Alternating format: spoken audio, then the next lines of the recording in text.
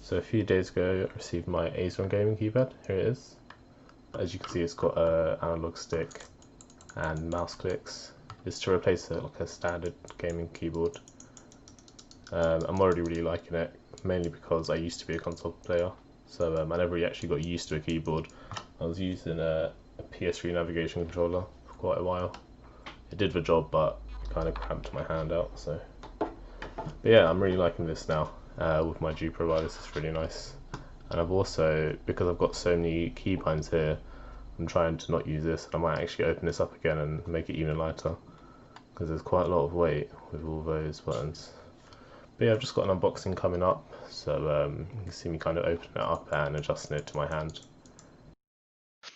So I feel like there's a lot that needs to be said about this keypad, because I know a lot of PC Master Race purists are going to say it looks and basically is ridiculous. And to be honest, we have some time because apparently I'm quite bad at unboxing. So, so the first thing I feel like people say is if it's not broke, don't fix it. But PC gamers are always looking to get an edge, you know, if it's a lighter mouse or getting a monitor with a high FPS. It's really no different from that, to be honest. So like I said, I've only been PC gaming for under a year, and of course I love mouse input frame, you know, who doesn't? But we should bear in mind pretty much all I play is Overwatch. For those who don't know what that is, it's basically a competitive, well, kind of competitive first-person shooter with abilities and MOBA-like elements like cooldown management. So going from PS4 controller, using just my left thumb to move and crouch when L3 isn't click in to crouch, to now using three fingers on a keyboard and constantly moving them to reposition them seemed kind of illogical to me.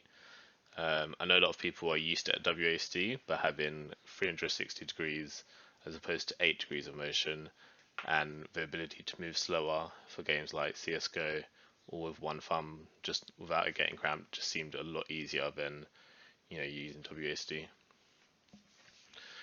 So I was looking around for alternatives to WASD and I came across a PS3 navigation controller. It worked pretty well, except it has quite limited an amount of buttons. So I was using a G402 gaming mouse, and I think it has like 8 programmable buttons. That was quite helpful.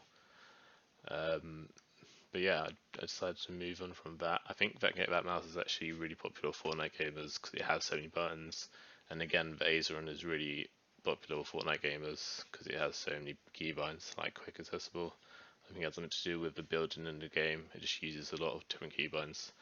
So anyway, I was using a navigation controller, but never really felt it was too comfortable. Like it kind of cramped my hand up. It was almost like it was made to just look nice with the PS Move controller, as opposed to be comfortable in the hand.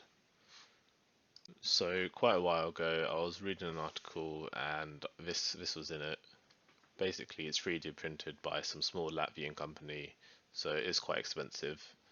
But my girlfriend actually got it for me as a graduation gift quite recently, so that was really nice of her. So yeah, like I said, it's 3D printed, so they actually have to make it there and obviously assemble it and then send it out to you after you order it. So it took over a month, but you know it's worth it. I can't remember if I mentioned, but this keypad actually uses on switch buttons, the same ones from the G Pro wireless. So all the clicks literally just feel just like mouse clicks. So that means first of all, obviously a mouse click, I'll click for you to. That is obviously a lot quieter and quicker, sorry, than that. You know, it's just the actual actuation press time. It's a lot quicker. Unless you're using an analog keyboard and you actually have some sort of benefit, I don't see how it can be quicker than this form of clicking. And also, each button is basically around each finger, as you can see. So the actual travel distance is so much lower than a conventional keyboard. And this might seem kind of negligible at first, but to kind of pro gamers and even people who just take gaming a bit more seriously, games are effectively won on higher APM, which is actions per minute.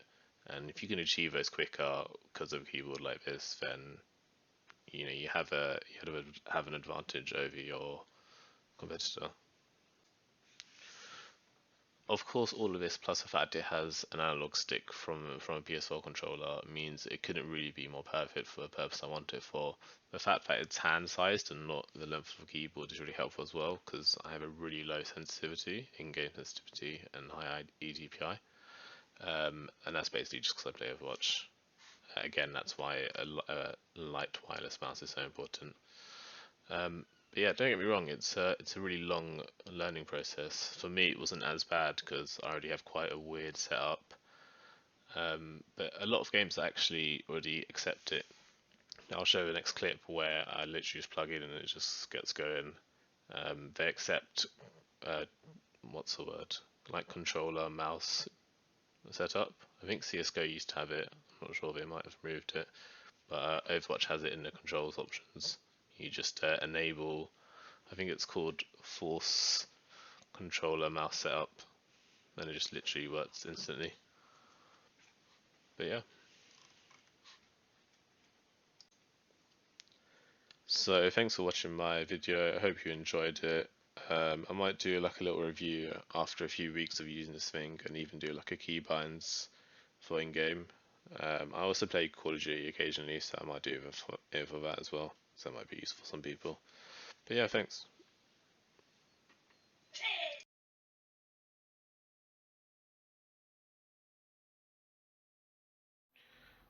So I just wanted to show how quick and easy this was. I literally did nothing. I've just downloaded the Azeron software, plugged it in, and I've already got analog movement. It's hard to see from here, but you can see here when I move, I can move slowly and in 360, which is very nice.